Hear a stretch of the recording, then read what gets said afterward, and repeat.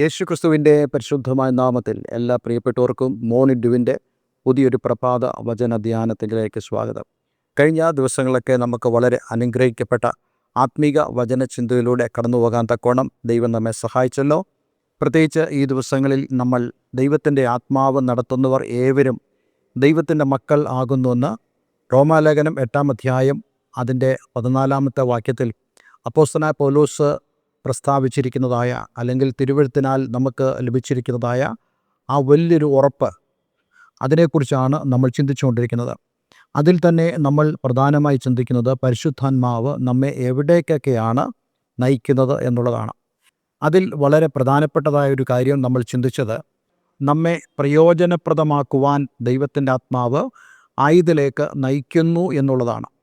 അങ്ങനെ നമ്മൾ യൂസ്ഫുള്ളായി തീരുവാൻ അല്ലെങ്കിൽ പ്രയോജനപ്രദമായി തീരുവാൻ എന്തൊക്കെയാണ് ദൈവത്തിൻ്റെ ആത്മാവ് നമ്മളിലൂടെ ചെയ്യുന്നതെന്നാണ് നമ്മൾ ഈ ദിവസങ്ങളിൽ കൂടുതൽ ഊന്നി സംസാരിപ്പാൻ ആഗ്രഹിക്കുന്നത്. ഇന്നലെ നമുക്ക് തിരുവചനത്തിലൂടെ ഈ കാര്യങ്ങൾ കൂടുതൽ ബോധ്യപ്പെടുവാൻ തക്കോണം ദൈവം നമ്മെ സഹായിച്ചല്ലോ.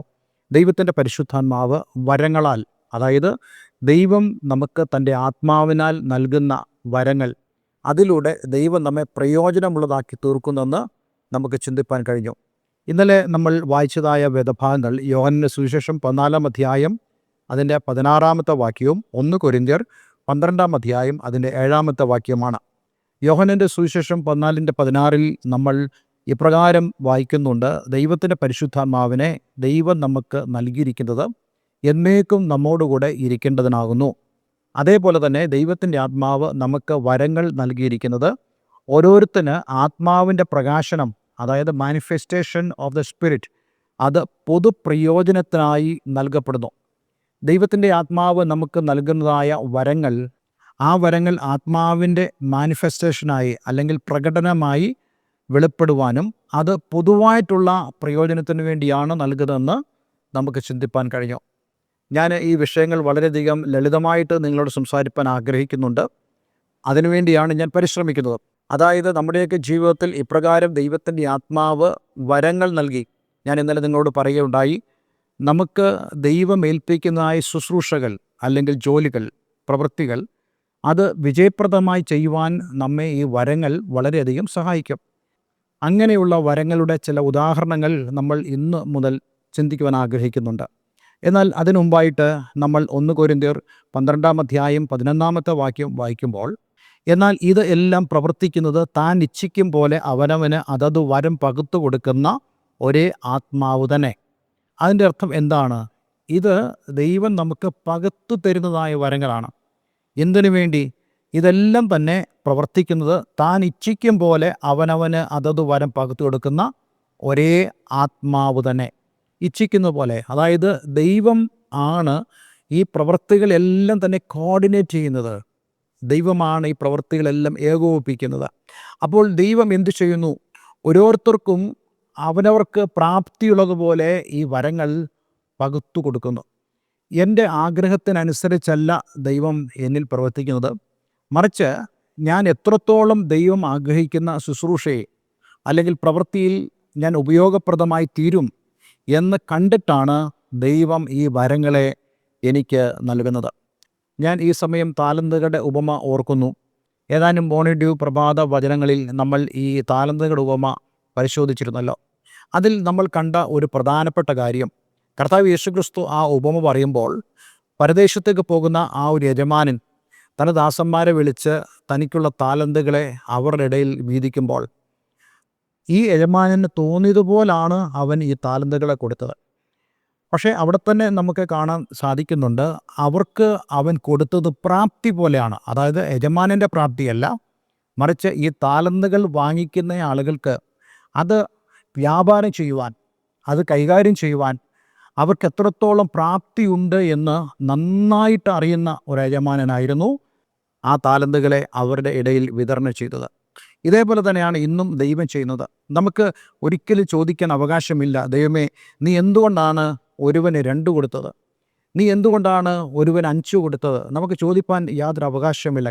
കാരണം നീതിയുള്ള ന്യായാധിപനാകുന്ന ഈ യജമാനൻ നമ്മുടെ പ്രാപ്തി എന്താണെന്ന് നല്ലതുപോലെ അവൻ അറിയുന്നുണ്ട്. എനിക്ക് ദൈവം നൽകുന്ന ഈ വരം എനിക്കുള്ള പ്രാപ്തിക്കനുസരിച്ചാണെന്ന് നമ്മൾ ഓരോരുത്തരും മനസ്സിലാക്കണം. അതായത് ആ വരങ്ങളുടെ ഒന്നും ഉടമസ്ഥതാവകാശം എൻ്റേതല്ല, മറിച്ച് എനിക്കത് നൽകിയവനാണ്. അതേപോലെ തന്നെ ഞാൻ ഈ വരങ്ങളെ തിരികെ അവൻ്റെ കയ്യിലേക്ക് കൊടുക്കേണ്ടത് ആവശ്യമാണ്. വിശ്വസ്തയോടുകൂടെ ഞാൻ വ്യാപാരം ചെയ്താലേ മതിയാവുകയുള്ളൂ. അപ്പോൾ ദൈവത്തോട് നമ്മൾ ആത്മീയ വരങ്ങളെ ചോദിക്കുമ്പോൾ, അല്ലെങ്കിൽ അതെനിക്ക് ആവശ്യമാണ് എന്നുള്ള ചിന്ത, ആഗ്രഹം നമ്മുടെ ഉള്ളിലുണ്ടാകുമ്പോൾ, തീർച്ചയായിട്ടും അതിനോട് യോജിക്കുന്നതായ നമ്മുടെ കർത്താവ് നമുക്ക് ഈ വരങ്ങളെ നൽകുവാനിടയായിത്തീരും. ഞാൻ ഇന്നലെ നിങ്ങളോട് സംസാരിച്ചല്ലോ, എൻ്റെ ശുശ്രൂഷയുടെയൊക്കെ വേളകളിൽ ഞാൻ വളരെയധികം ഭാരപ്പെട്ട ഒരു കാര്യമാണ്, ദൈവം എന്നെ വിളിച്ചിരിക്കുന്നത് ദൈവത്തിൻ്റെ വചന ശുശ്രൂഷയ്ക്കാണ്, വചനം പഠിപ്പിക്കാൻ വേണ്ടിയാണ്. പക്ഷേ അതിൽ എനിക്ക് പ്രയോജനപ്പെടാൻ കഴിയുന്നില്ല എന്നുള്ളത് തിരിച്ചറിഞ്ഞപ്പോൾ ഞാൻ ദൈവസന്നിധിയിൽ ആഗ്രഹിച്ചു, ദൈവമേ, എനിക്ക് നിൻ്റെ വചനം ശുശ്രൂഷിപ്പാനുള്ള കൃപ തരണമേ. ആത്മാവിൻ്റെ വെളിപ്പാട്, ഇവിടെ നമ്മൾ പഠിക്കാൻ പോകുന്ന പോലെ ജ്ഞാനത്തിൻ്റെ വചനം നീ എനിക്ക് തരണമേ എന്ന് ഞാൻ ദൈവത്തോട് ആഗ്രഹിക്കുകയും പ്രാർത്ഥിക്കുകയും ചെയ്തു. അതിൻ്റെ ഫലമായിട്ട് ദൈവം എനിക്കത് നൽകുവാനിടയായി തീർന്നു. അപ്പോൾ ദൈവം നോക്കുന്നത് എന്താ? ഞാനത് വിശ്വസ്തയോടെ അത് വ്യാപാരം ചെയ്യുന്നു എന്നുള്ളതാണ് ദൈവം നോക്കുന്നത്. താലന്തുകളുടെ ഉപമയിൽ നമ്മൾ കണ്ടതുപോലെ തന്നെ നമ്മൾ ഓരോരുത്തരും ഇതിനെല്ലാം കണക്ക് കൊടുക്കേണ്ടി വരുമെന്നുള്ള കാര്യവും നമ്മൾ മറന്നു പോകരുത്. ഞാൻ ഈ ദിവസങ്ങൾ നമ്മൾ ചിന്തിക്കാൻ പോകുന്ന ഈ വരങ്ങളെക്കുറിച്ചുള്ള കാര്യങ്ങളുടെ ഒരു ഇൻട്രൊഡക്ഷൻ മാത്രമാണ്, ആമുഖം മാത്രമാണ് എന്ന് ഞാൻ നിങ്ങളോട് സംസാരിക്കാൻ ആഗ്രഹിക്കുന്നത്.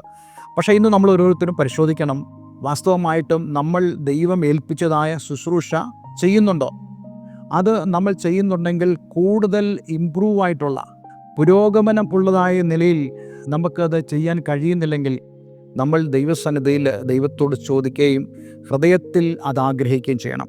ഞാൻ നിങ്ങളോട് പറയുന്നത് കേവലം പ്രാർത്ഥന മാത്രമല്ല, നമ്മുടെ പ്രാർത്ഥന ഏത് വിഷയമാണോ ആ വിഷയം നമ്മുടെ ഹൃദയത്തിൽ ഒരു ആഗ്രഹമായി നിലനിൽക്കേണ്ടത് വളരെ ആവശ്യമാണ്. കാരണം ദൈവത്തിൻ്റെ വചനം നമ്മോട് പറയുന്നു, തൻ്റെ ഭക്തന്മാരുടെ ആഗ്രഹം ദൈവം നിറവേറ്റുന്നു, ദൈവം അത് കേൾക്കുന്നു, കാണുന്നു. അതുകൊണ്ട് എന്നെ കേൾക്കുന്ന പ്രിയമുള്ളവരെ, നിങ്ങൾ കർത്താവിൻ്റെ പ്രവൃത്തികളിൽ ഏർപ്പെടുന്നൊരു വ്യക്തിയായിരിക്കാം.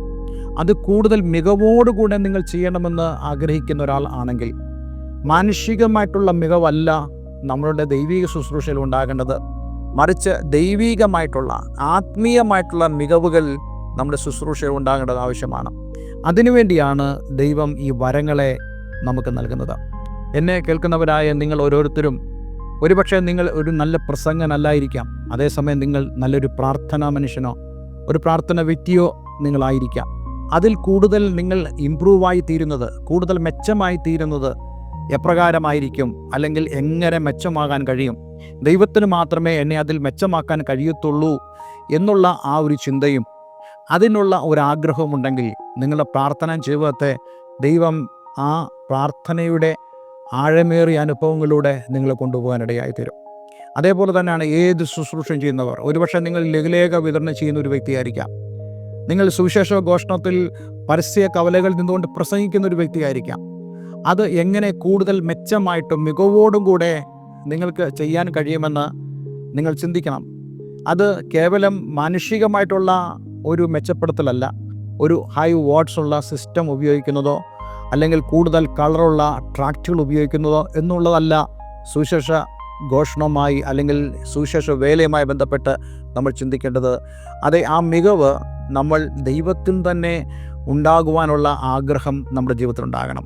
കൂടുതൽ ശക്തമായി സുവിശേഷം പ്രസംഗിക്കുവാൻ, കൂടുതൽ പ്രാഗൽഭ്യത്തോടെ വചനം പ്രസംഗിക്കുവാൻ അപ്പോസ്തലനായ പൗലോസ് വളരെ വ്യക്തമായി പറയുന്നുണ്ടല്ലോ, ഞാൻ നിങ്ങളോട് സംസാരിച്ചത് കേവലം വചനമായിട്ട് മാത്രമല്ല, അതേ ആത്മാവിൻ്റെ ശക്തിയുടെ പ്രദർശനത്തോടു കൂടിയായിരുന്നു. ഇതൊക്കെ നമ്മൾ ആഗ്രഹിക്കണം. അതേപോലെ തന്നെ നമ്മുടെ ഭവനങ്ങളിൽ നമ്മൾ ഓരോരുത്തരുമായിരിക്കുമ്പോൾ നമ്മൾ എപ്രകാരം വിശ്വസ്തരായിരിക്കണം, അതിൽ കൂടുതൽ നമ്മൾ മികവോടുകൂടെ വിശ്വസ്തരായിരിക്കുന്നത്, നമ്മുടെ ദേശത്ത് നമ്മൾ വിശ്വസ്തരായിരിക്കുന്നത്, ഇതെല്ലാം തന്നെ ദൈവത്തിൽ നിന്നുള്ള ആ ഒരു മികവിലേക്ക് നമ്മൾ കടന്നു വരേണ്ടത് വളരെ ആവശ്യമാണ്. അതുകൊണ്ട് ഇന്ന് ഞാൻ നിങ്ങളോടൊക്കെ പറയുവാൻ ആഗ്രഹിക്കുന്ന വളരെ പ്രധാനപ്പെട്ട കാര്യം, നമ്മൾ ഈ ഭൂമിയിൽ ജീവിക്കുമ്പോൾ നമ്മുടെ ജീവിതം ക്രിസ്തുവിന് വേണ്ടിയാകണം. അതേ അപ്പോസ്തലനായ പൗലോസ് പറഞ്ഞില്ലേ, എനിക്ക് ജീവിക്കുന്നത് ക്രിസ്തുവും മരിക്കുന്നത് ലാഭവുമാകുന്നു.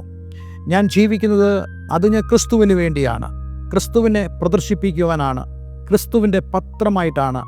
അതുകൊണ്ട് നമ്മൾ ഇന്ന് ഈ കേട്ടതായ സന്ദേശം തീർച്ചയായിട്ടും നമ്മൾ അടുത്ത ദിവസങ്ങൾ ചിന്തിക്കാൻ പോകുന്ന പരിശുദ്ധാത്മാവിൻ്റെ ആ വരങ്ങൾ, അത് എപ്രകാരമാണ് കൂടുതൽ മെച്ചമായി നമുക്ക് ചെയ്യാൻ കഴിയുന്നത് എന്നുള്ളത് ദൈവവചനത്തിൽ നമ്മൾ പഠിക്കുവാൻ ആഗ്രഹിക്കുന്നുണ്ട്. കൂടുതൽ മെച്ചമായിട്ടുള്ള ഒരു ജീവിതം ഈ ഭൂമിയിൽ നയിക്കുവാൻ തീർച്ചയായിട്ടും ദൈവം നമ്മെ സഹായിക്കും. അതിനുവേണ്ടിയുള്ള ഒരു പ്രാർത്ഥന സമർപ്പണവും നമ്മുടെ ജീവിതത്തിൽ ഉണ്ടാകട്ടെ. ഒരു നിമിഷം പ്രാർത്ഥിക്കാം. സ്വർഗീയപിതാവേ, നിങ്ങളെ കേൾപ്പിച്ച വളരെ അനുഗ്രഹിക്കപ്പെട്ട സന്ദേശത്തിനായി സ്തോത്രം. ഈ വചനം കേട്ട ഏവരെ ഞാൻ യേശുവിൻ്റെ നാമത്തിൽ അനുഗ്രഹിക്കുന്നു. കർത്താവേ, ഞങ്ങൾ ഓരോരുത്തരും ഞങ്ങൾ ചെയ്യുന്നതായ കർത്താവിൻ്റെ വേല, കർത്താവ് ഞങ്ങളെ ഏൽപ്പിച്ച ഉത്തരവാദിത്വം, അത് കൂടുതൽ മികവോടുകൂടെ ചെയ്യുവാനും ദൈവത്തിൻ്റെ മഹത്വം ഞങ്ങളുടെ ജീവിതത്തിൽ വെളിപ്പെടുവാനും ഇടയാക്കണമെന്ന് പ്രാർത്ഥിക്കുന്നു. കർത്താവ്, എന്നെ കേൾക്കുന്ന പ്രിയമുള്ളവർ അവരുടെ ഭവനങ്ങളിലും അവരുടെ ദേശങ്ങളിലും അവരുടെ രാജ്യത്തും ഈ ലോകത്തിൽ തന്നെയും അവർ വളരെയധികം പ്രയോജനമുള്ളതായി തീരുവാൻ, ദൈവത്തിൻ്റെ ആത്മാവിനാൽ അവർ യൂസ്ഫുള്ളായി തീരുവാൻ നീ അവരെ സഹായിക്കണമെന്ന് പ്രാർത്ഥിക്കുന്നു. പ്രാർത്ഥന കേട്ടതിനാൽ നന്ദി. യേശു ക്രിസ്തുവിൻ നാമത്തിൽ തന്നെ. ആമേൻ, ആമേൻ. ഇന്നത്തെ വചനധ്യാനം നിങ്ങളുടെ ജീവിതത്തിൽ വളരെ അനുഗ്രഹപ്രദമായി തീർന്നു ഞാൻ വിശ്വസിക്കുന്നു. അടുത്ത ദിവസം നമ്മൾ ദൈവത്തിൻ്റെ ആത്മാവിൻ്റെ ആ വരങ്ങളെക്കുറിച്ചുള്ള കൂടുതൽ ആഴത്തിലുള്ള ചിന്തയിലേക്ക് കടക്കുന്നതാണ്. ഇന്നൊരു ആമുഖം മാത്രമായിരുന്നു. അതുകൊണ്ട് അടുത്ത ദിവസത്തെ പ്രഭാത വചന ധ്യാനത്തിന് വേണ്ടി നമുക്ക് കാത്തിരിക്കാം. എല്ലാവരും ദൈവം അനുഗ്രഹിക്കട്ടെ. നിങ്ങളുടെ പ്രാർത്ഥന വിഷയങ്ങളെ ഞങ്ങളെ അറിയിക്കുക. ആത്മീയമായി കൂട്ടായ്മയ്ക്ക് താല്പര്യമുണ്ടെങ്കിൽ അതിന് ഞങ്ങളെ കോൺടാക്റ്റ് ചെയ്യാവുന്നതാണ്. എല്ലാവരും ദൈവം അനുഗ്രഹിക്കട്ടെ. Have A nice day. God bless you all.